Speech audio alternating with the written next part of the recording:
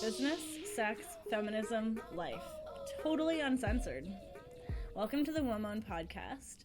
We have shit to say and you're gonna want to hear it. So this is our New Year, New Me episode. Just kidding. Fuck that shit. Diet culture tends to have its peak in January. Mm-hmm. And we all deserve better. We really Absolutely. do. Diet culture is fucking bullshit. Yeah. It's canceled. It's canceled. It needs to be. Yes. Well, I just canceled it. Okay. Deal. For anybody that wants to.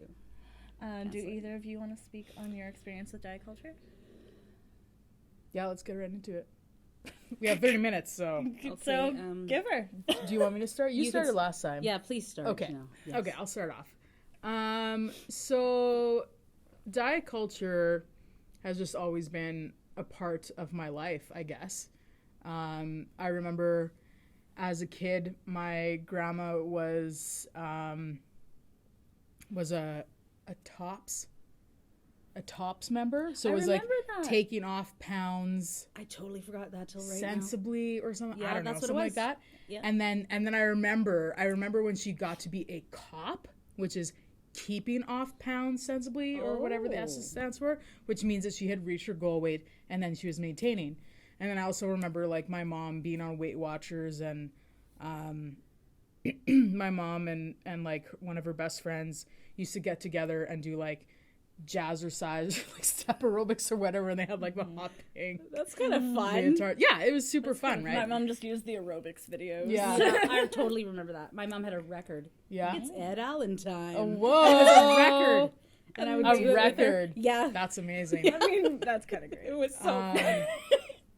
And it just it never really occurred to me that it was harmful because it was all around. And I grew up like I was always a very sturdy child, and I knew from a very, very young age that I was bigger or not as slim or thin or small or tiny or whatever as a lot of other girls in my age, my friends or my classmates or whatever. And I was always friends with so many gymnasts. Like, really? I don't know why. All my friends were like tiny little blonde gymnasts. And so it was just really obvious that I was way bigger than them. And so I always felt fat, and I was always the bigger one in the group. And so it just always became like a part of my identity and part of something that I hated about myself, right? Like I also had short hair, so I was jealous of their long hair and their tiny bodies and all this kind of stuff. And like I'm talking about as like a 7-8-year-old child. I'm not talking about so like young to have a those teenager thoughts, even. Mm-hmm. Although I had been aware of it since like kindergarten. Yeah. And you know, in the mid 90s, it was really fucking bad. Like shows like Friends were really popular, and when you look back and you see how small Courtney Cox and Jennifer Aniston are, like it is crazy. They are adult women and they're just like so super tiny, and it's funny to see actually how much smaller they get over the course of the seasons. Show. Yeah.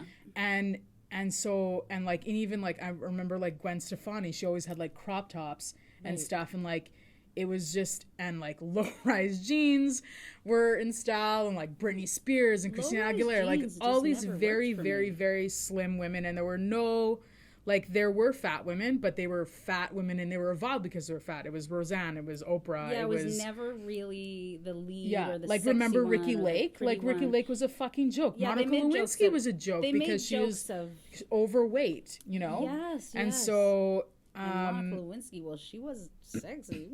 Yeah, absolutely. And like that's a whole other episode. If you remember. That's a whole other episode, whatever happened to her. Yeah, let's. Yeah.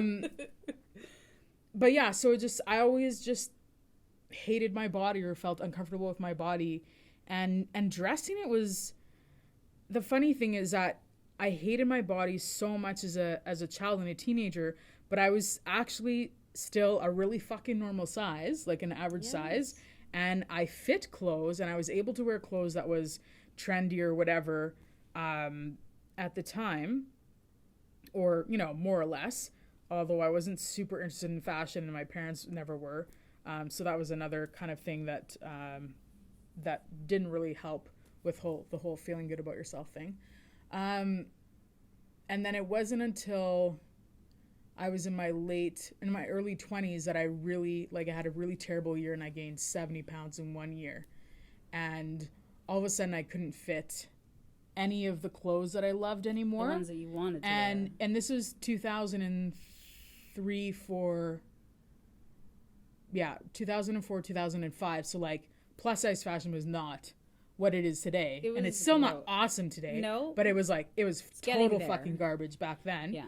And so I just remember it got to a point where and I was going to school, so I didn't have a lot of money. And I just remember going to a vintage store, and the only things I could fit in that vintage store were like these giant old man pants and an old lady sweater. Right. And it was so demoralizing. It was and so I just disappointing. I hated everything about being fat. And so, you know, I absolutely dieted. I starved myself. I made myself walk to school for 45 minutes there and back in like the depths of winter in order to lose weight. Like I just did really stupid, fucked up things that everybody does. Yeah. Really, to lose weight. And then I don't know, I just got to a point where I was really sick of hating myself, and I broke up with my ex, and one of the things that he loved to do was make me feel like shit about myself, and I hated him, and I was like, fuck him. So I was like, fine, like I'm not gonna feel like shit about myself. I'm gonna feel good because it was a fuck you to him. And that coincided with meeting you and coming into the Foxy shop, and just kind of stumbling into that whole actually the very, very early beginnings of the body positive movement and the fat positive movement. As an adult, you start seeing women who are more like different sizes, and you can recognize like it's not about laziness, it's about genetics, it's about, you know, definitely their lifestyle choices, whatever. But there are a million reasons why a person has the body that they have. Yeah. And none of it is a moral judgment, and none of it reflects on their value as a person, whether they are small or large or pear-shaped or banana-shaped or apple-shaped or whatever fruity shit we're comparing ourselves to. And it's nobody's business. Yeah, what it's nobody's business. I look like, or you look like, or anybody. Like, if somebody's walking down the sidewalk, it's not my it's not my business. Why are you apologizing for saying I don't know. F-word? It's not my fucking. I've sworn like 7,000 times already. Though. It's nobody's fucking business. No, it's not. It's just nobody's business. It's bizarre to me how even on the shop page, every once in a while we'll put up a picture of somebody who's a little bit beyond the whatever society standard of whatever, and somebody will be saying all these derogatory things. It's none of your fucking business what someone looks like, and what do you think it's gonna do when you're calling someone down like that? Like, is it to make them feel bad about themselves? Is it to help them? That whole help them thing. Yeah, the concern trolling. Yeah. So calling me a fat bitch is gonna help me? Yeah, like, don't How's you that helping me? You didn't know, right? So I'm not sure. I'm helping you Am I fat? figure out. Really? I didn't know. I'm trying to help you obviously you don't feel bad yourself. enough about yourself to do something about it. So this that's is my why body. I know what I look like. I think that's hilarious when people point it out. And it's well, maybe if are they thinking if I shame this person enough, it'll help them get better? Absolutely. Hey, there's nothing to get better from. And people also they resent people because the hatred of fatness and fat people and being fat and whatever, it is so pervasive and it is so intense that people resent when fat people aren't miserable. Yeah. When fat people don't hate themselves, when fat people are just living their fucking lives and enjoying it, it makes them absolutely furious. And I also think I think it's furious because we've turned it into a moral thing. And so it's this person is doing an objectively bad thing, but also I think it's a little bit of resentment because however they feel about their bodies, they can't be happy. So and a lot of the time, the people who have hated on me the most are people who are slimmer than me. Yes, always. But not is that what you're saying? Or yeah, like they're not slim. They're not very slim people, but they're smaller than I am, and it's like I hate myself, and you're even fatter than me. How dare you? How dare you feel good about yourself? Like, what the fuck? And instead of learning from that, like, instead of being like, if this woman doesn't give a shit if she has like her belly sticking out or she has like cellulite all over her thighs, like, maybe I don't need to give a fuck about that either. And instead they turn that hatred outwards. Well, if people would just simply take the time to just like worry about their own selves, right? Like, just think about your own, like, it's not your business. But we're battling against everything. We're battling against media. The weight loss industry is like a multi-billion-dollar industry, right? It's like horrible. We're fighting against a lot of taking diet pills exterior, and just some of the things that aren't good for you. And even the I'm clothing all for, industry like, benefits. Yeah. Because the more your weight yo-yos, the more you have to buy clothing. Yeah, absolutely. Yeah, fast fashion is really, really cashing in on that. Mm-hmm. Yeah.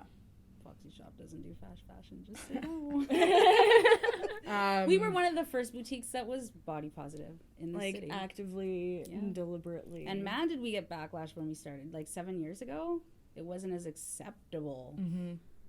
And that's ridiculous. It is. Everybody's a different size. And you're right, you fluctuate through your life. So, like, heaven forbid, you might, like, the person that's calling me a fat bitch one day might be fat one day. They could get a disease. They could get, like, anything. Do you know what I mean? It's really ridiculous.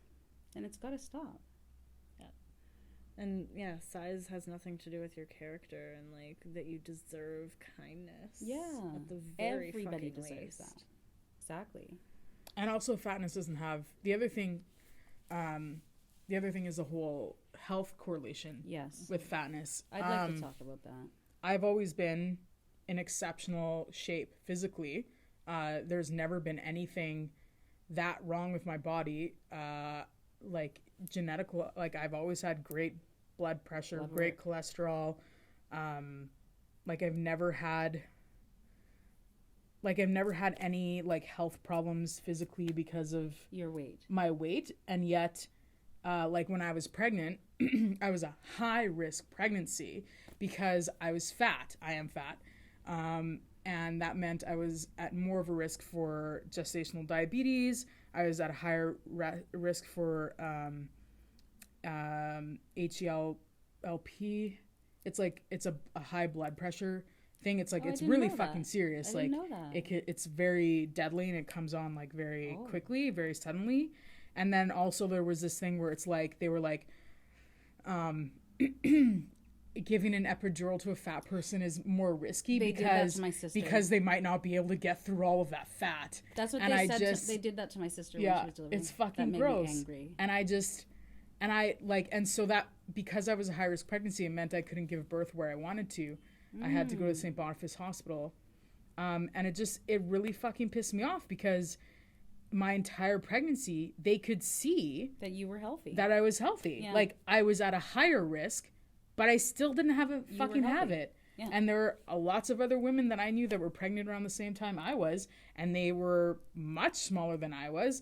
And a lot of them had issues, but they were never told they couldn't give birth at the birth center or at their local hospital or whatever. Mm-hmm. It's just a very, like, we're so scared. Yeah, we're so scared of fatness. I wasn't considered a low risk pregnant or a high risk pregnancy, and I was. And you weren't overweight? I was tiny. But I wasn't told that I was a high-risk pregnancy, regardless of the fact that I was fainting daily from low blood pressure. Oh my goodness. And that's not that's risky. The flip side of it. That's not, like... I mean, it blows my mind because it shouldn't be this way, not because I'm actually surprised. Yeah. But just that, like, you're innately a high-risk pregnancy, whereas someone who is petite and is actually having health concerns that are dangerous. Yeah. I was not considered a high-risk pregnancy. Yeah, because the assumption is if you're thin, you're healthy. But that's so false. And I want to say, like, from childhood, I was, like you were saying, I was the bigger one, but I wasn't this as big as I am now, of course. Mm-hmm. I mean, but even if I was, that's fine. But I was always the bigger of my friends. I was always larger, like, just always a chunkier gal. Mm-hmm. And every time I would go to a doctor, even from, like, I remember 6, 7, I had arthritis, but they would always put it down to I think it's your weight or it's growing pains. Like, it's always your weight, even if it's depression. I remember going in about knees. Yeah, and that's why, because I was so young, they didn't want to look at arthritis. They wanted to look at my weight, that they left it until it just like got so bad, right? But somebody should have been like, okay, yes, she's overweight, but she could still, there could something else. It can't be the only thing that's looked at. And I think when you walk into a doctor's office, not all doctors, but when you walk into a doctor's office and you are slightly or lots overweight, that's what they look at first. Absolutely. It's your weight. It's got to be your weight. And it's not always. Which is... like, it can be, and I acknowledge that, but it's not always. And it's often not. It's often not. Yeah. Exactly. And so the one thing that I wanted to make sure we mentioned today is that there is a website you can look up just by Googling, just under Good Fat Care. And there is a list of providers that provide shame-free care for people of all sizes in a variety of professions, definitely doctors and psychiatrists. That's wonderful. And just professionals in a variety of fields where you can go see them, and their first thing is not going to be, well, it's because you're overweight. Yeah. Because you shouldn't. Some people don't go to the doctor because they feel that shame, so they don't go. Mm-hmm. Well, and it's dangerous. It's dangerous not to go to the doctor. It's dangerous for fat people to go, like I mean, it's dangerous because doctors are so misdiagnosed so often and are so judgmental. And then we become even more afraid to go when there are things that are happening. So we don't go and we ignore symptoms, and then shit we're actually dealing with, like then we die or we get sick or whatever. And everybody should be getting shame-free healthcare. Yeah, like, you shouldn't be afraid to go, regardless of your weight, age, anything, your gender, anything at all. You need to be able to be safe to go to a doctor at the very least. That's insane to me. Yeah. Like, let's change this shit up. Yeah. For real. Like, it's time. And, like, I think it's just as important, as always, for us to talk about sex a little bit. And, like, the fact that there is so much stigma around, like, people of size, like, somehow not being as worthy or as good in bed. Like, I am petite, but I've been with a few larger folks, and I have to say, I have no complaints. You have no complaints in that area? No.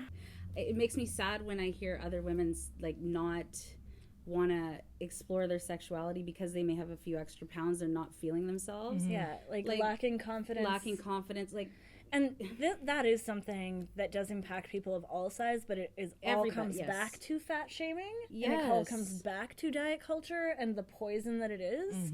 You deserve to have great sex. You deserve to be with someone who thinks you're sexy, not just as a fetish, mind you, because I've run into that as well, which is disgusting. But yeah, you deserve to, like, be free to, like, if this is your current body, if you want to change it or not, that's up to you. That's nobody's business. But you can have great sex. Yeah. Like, I'm the fattest I've ever been. Me this too year is the fattest I've ever been. And I have the best orgasm of my life. I also had an amazing threesome. Right. And yeah, and also that's post mom. Right. That is fat mom sex, man. Right. And it can be great. Yeah. It can be great. Yeah. It's all, it's the diet culture shame, body shame. Like, it's what we've got to tell one another it's okay to let that go. Yeah. And all sizes are great, but I have to say, like, bones are not that fun to play with. I would never say that, but this Alaina can say that. Mostly, I mean, it's not calling down people who are slim that I'm saying that. It has nothing to do with that. It's actually just that, like, people who want to have sex with you want to touch you. Yes. And exactly. That is part of it. And they're not touching you thinking about, oh God, what is this? Yeah. Like, they're thinking, like, oh, I get to touch this body. If you've gotten to the point where you're about to have sex with someone and you're naked, like, they know what you look like, just so you know. Yeah. Like, if you're so in your head, that could be a whole other episode. Yeah. And it should be, to be quite honest.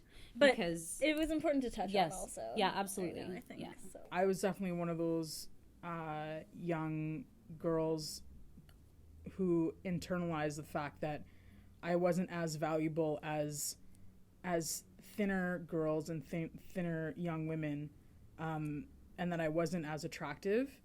And so a lot of my like adolescence and young adulthood was spent like when I was a smaller child and I was bigger, I just hid my body. I would wear really baggy clothes and t-shirts and hoodies and stuff. And then when I started, like developing as a woman, and then I realized the power that the female body can have, and I realized that, and it wasn't guys my age, it was older men were suddenly looking at me differently, and because I was so like starved for that attention, I started playing it up, and I would compensate for my fatness by dressing like really sexy or dressing very like in a very feminine way. So like the long hair. I mean, I love my long hair, but definitely I started growing out my hair long as a way to compensate for the fact that I wasn't, a traditionally attractive woman with my body. Right. Or I always made sure that I wore like full makeup when I left the house, and I would obsess over having like my nails done or having a good tan and like wearing heels, even though it fucking killed me, because I was trying to I wasn't trying to cover up or distract from the fact that I was fat or overweight, and honestly, actually half the time I wasn't even. I was a very just average size. Yeah. But it had already become part of my identity, you know? And it was to make up, for the fact that I was fat. It was something to be compensated for. And the word fat itself, like we should talk about that. Like, yeah. We should talk about the actual word, because people, it's just been weaponized, and just been like, it's been like my ex-husband, like that was he just went for it. Like, and I was way smaller, but and I gained weight in that relationship because of how he treated me, because I stopped caring about myself. But regardless, he would use that word like it was like the worst word that you could ever use. And quite honestly, it's just a thing. It's a descriptor. It's just like, I'm fat. Yeah. Just like you have like that skin. I feel like we could do an episode on words that people use that way. Just right. But just so you know, like, it's just a descript. Like, if anybody's watching this and they just are so afraid of that word, like, don't be afraid. It's a word. Yeah. Like, sometimes we'll be like, it's a word. Yeah. So like, I'm fat, and people will be like, oh, no, don't say that about yourself. Don't say that about you. You're not fat. You're just curvy. And I'm like, but I am fat. And it's okay. I struggle to use that word for the people I care about, because I'm slim. Yeah. And I know you two would like know that it's coming from. But it still feels weird. Yeah, right? It does feel weird. It feels a little like me using the N word, like not to the same extent, because there's not the same level of. But it feels like it's not your word to use. It feels like it's not my word to use, because it's been used so weaponized, especially by smaller people. Yes, I think one way of working on that is like making the effort to use it when you're with people who don't assign it a moral value, because it will help you break through the moralization that's happening right now, because you're afraid to use it because of its hurtful nature, right? Yeah. And so I guess my concern is like being in public and using that and having someone view me as using it as negative. So what other more so than like, because or like as could, opposed to private if it was just the three of us in private conversation, I could use the word and not feel concerned, because I know I'm not coming from a negative place. And it should never have been public, and I was to be like, Janelle's my fat friend, which is also a fucked up sentence, and I would never say. But for example, for a terrible example, like, I'm your one fat friend. No, not even diversify, Alaina. What about me? Diversify. I have a real problem with diversifying my friend group. Yeah, man, you should also get some friends of color. Okay, now we're like friends that aren't straight. Yeah, like, jeez.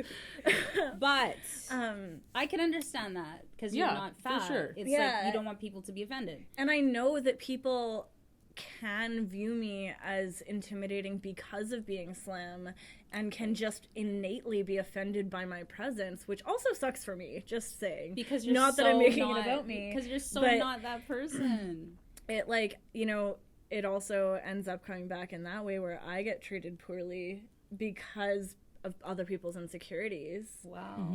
I didn't think of it that way, you know? I didn't. Now that I'm older, I'm able to know that that's that and not take it as personally. Right. And just, you know, just continue to show love to people who are not feeling like they're being loved by, you know, like society. Yeah. But and like, I think that's all women. That's all women. All women, regardless of size, are all fighting that battle. Yeah, but it still hurts when someone looks at me and says, like, "You clearly don't eat." Yeah, yeah, which I don't get now that I've gained 30 pounds. You obviously don't have any problems, or they assume that you're fine with. I've heard that in the shop. That you don't have any self-confidence issues or anything. That girl needs to eat a cheeseburger. It's like, that is just as offensive as calling someone whatever derogatory term about being overweight or fat. And it all comes back to fat shaming and fat culture and diet culture, because it's all of it comes together to be, especially women, but men too. Yeah, men too. Creating a hierarchy around your quality of being. Yeah, your value. To do with your value due to your size. Let's just stop that. Like, please. It's a class thing for sure. Yeah. It is gendered, but it is also not gendered. Because men who are fat are shamed as well. Yes, absolutely. Big time, actually. And men are starting to develop, and boys are starting to develop eating disorders at a higher rate. And talking about it more too. And it's also like a huge thing. I mean, like, I'm not gay, I'm not a man, so I'm not speaking. I don't want to speak for that community, but it is something that I've heard my gay friends talk about. There's like a very strict standard of appearance for gay men, and I think it's gotten better over the years also, but like, yeah, it used to be like very like male model, like very, I didn't know that, very like like washboard abs and all that kind of stuff. One of my closest friends, he was gay. He was gay, and I say that because he died of cancer. And I remember when he first moved out of a small town and he was able to be on his own and like really immerse himself in his own community and stuff. Like, he lost a lot of weight. And a lot of the weight was part of it was because he was repressing himself and he was using food to like self-medicate and stuff. And so definitely part of the weight loss was, just being more comfortable and being in a better space psychologically for him. And so I remember when he came back for the summer, like, he was way slimmer and he was so excited about his new smaller body. And, I was really happy for him because he felt better about himself and all this kind of stuff. And then like a year or two later, he had come back and he was not his, he had gained weight again, and we discovered that he had cancer. And so I don't know if cancer had caused the weight loss, or if it was because of stress of school, or, if that slimness was just like kind of like a one-off period. But I remember one time he told me, he said, the shittiest thing about me having cancer, or like me, having this cancer, is that like I have cancer and I'm still not fucking skinny. Somebody said. He was so pissed that he wasn't even losing weight even though he had cancer. And I just, I felt that for him. Yeah. I was like, yeah, I get that that's a piss off. Like, yeah. In our society, like, if you're going to have cancer, could you at least have a more, like societally acceptable body? Isn't that and then sad? But I was so fucking devastated for him. Like, well, yeah. Like, and he died of this fucking cancer. Like, it wasn't, like, it was fucking serious. Like, and like, and he knew that, like, intellectually, he knew that his life was more valuable, alive, fat, than dead, skinny. But it's just like that's how powerful, fucked up. That is how much we hate. That is how powerful diet in our culture society is, and fatphobia and the body shame. Like it is so powerful. And people will. It's killing people. People will take like crazy dangerous pills. I know. I myself have. In amphetamines teens, and stuff. I did. Yeah. And I was like literally losing my mind, and I was like, but I'm getting thinner. Yeah. I mean, like I could get into that whole thing, but I realized like somewhere along the way, like my value isn't tied to my weight. Like I just know, like I know that deep inside now, but it doesn't mean to say that if you want to lose weight, there's something wrong with you either. I'd like to say that. You can, if you want to change your body in any way, that's fine. But your value is not tied to the number on the scale. It just isn't, and it can't be. Yeah, I think it's a very tricky thing because your human value is you're born with it. Like the excuse of health is used to justify unhealthy amounts of weight loss and like unhealthy or weight loss that's done so quickly that it's unhealthy. So it's hard because there are certain health-related reasons to lose weight. Yes, and we're not saying there aren't. Or where losing weight is a benefit. We'll tell ourselves it's healthy. Yeah. But really, it's to look smaller. It's to be smaller. Yeah. If it really is for your health, like, yes. I remember when the whole thing switched to like, healthy is the new skinny. Yeah. And it's like, they weren't showing healthy fat women wearing Nikes. Exactly. Like doing fucking bicep curls at the gym. Those were never the women in memes. It was always very thin still white women in fucking leggings and a sports bra. Yeah. Who had more musculature. Who maybe had more musculature. Yeah, and they don't even show really muscular women or really and they're airbrushing fitness models to have and less fitness muscles. Models already, for crying out loud. Yeah. Like we just all people, please be aware. Like this is not right. Your value is not based on your weight.